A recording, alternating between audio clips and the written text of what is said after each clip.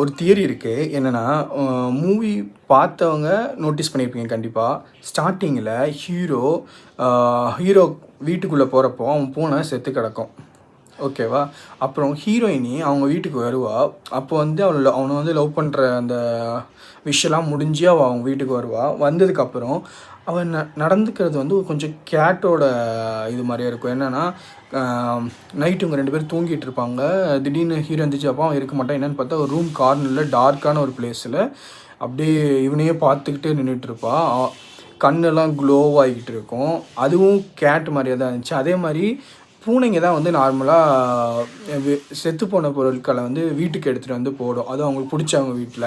அதேமாதிரி இல்லை அவங்க வளர்த்துறவங்க வீட்டில் அது எடுத்துகிட்டு வரும். அது மாதிரி இவளும் பூனை எடுத்துகிட்டு வந்து அங்கே வச்சுருப்பா. வச்சு லைக் பூஜை பண்ணுற மாதிரி வச்சுருப்பா. பட் அதேமாரி அந்த கேட்டோட ரெஃபரன்ஸ் இந்த மாதிரி தான் இருந்துச்சு.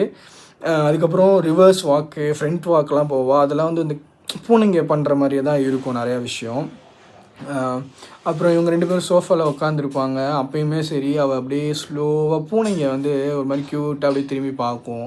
நம்ம ஃபேஸை பார்க்கும், நம்ம கிட்ட வரும் ஃபேஸ் கிட்ட. அந்த மாதிரி அவளோட ஆக்ஷன்ஸ்லாம் இருக்கும். இன்னொரு முக்கியமான விஷயம், பெட்ஸ் வந்து அவங்க பிடிச்சவங்க வீட்டை விட்டு வெளியே எங்கேயாவது போகிறாங்கன்னா வாசல்லையே உட்காந்து ஒரு மாதிரி பார்க்கணும். நார்மலாக பெட்ஸ் எல்லாமே அந்த விஷயத்த பண்ணும். அப்படி பார்க்குறப்ப அந்த மாதிரி ஒரு சீனுமே படத்தில் இருக்குது. அதுவுமே இந்த தியரி வந்து இன்னும் கொஞ்சம் இருக்கலாமோ அப்படின்ற ஒரு அசம்ஷன் தான் கொண்டு வருது.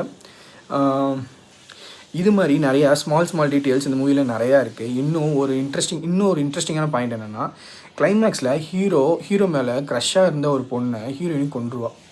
அப்போது அவளை எடுத்துகிட்டு வந்து இந்த வீட்டில் வச்சுருப்பா. அதுவுமே அந்த பூனையோட ரெஃபரன்ஸ் மாதிரி தான் இருக்கும். அது இல்லாமல் அந்த பொண்ணு மாதிரியே ட்ரெஸ் பண்ணிவிட்டு, அந்த பொண்ணு மாதிரி டேட்டோ போட்டுக்கிட்டு, அந்த பொண்ணு மாதிரியே ஹேர் ஸ்டைலு எல்லாமே பண்ணும். ஸ்மோக் முதல் கொண்டு அந்த பொண்ணு மாதிரியே பண்ணுவாங்க.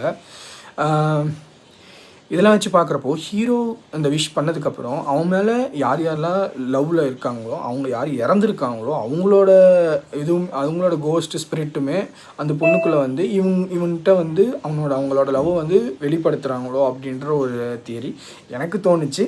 நானுமே சில தியரி பார்த்தேன். இதே மாதிரி நிறைய பேர் சொல்லியிருந்தாங்க. அதில் எனக்கு இந்த தியரியுமே ஒரு வேளை இருக்கலாமோ அப்படின்ற ஒரு தியரி வந்துச்சு. ஓவராலாக பார்க்குறப்போ மூவி ரைட்டிங்கு செம்மையாக இருந்துச்சு. அவங்களோட ஆக்டிங்கும் ரொம்ப தத்ரூபமாக ரொம்ப நல்லா இருந்தது. ரொம்ப எப்படி சொல்ல, ரசிக்கும்படியாகவும் இருந்துச்சு. ரொம்ப நல்லா இருந்துச்சு படம். உண்மையாக சொன்னால் படம் ரொம்ப சூப்பராக இருந்துச்சு. எல்லோரும் தேட்டரில் போய் செக் பண்ணி பாருங்கள். ஒரு குட் ஹாரர் மூவி. இந்த ஹாரர் லவர்ஸுக்கெலாம் தரமான ஒரு மூவி தான் இது. கண்டிப்பாக எல்லோரும் போய் தேட்டரில் செக் பண்ணி பாருங்கள். See you next video. Tata, bye by.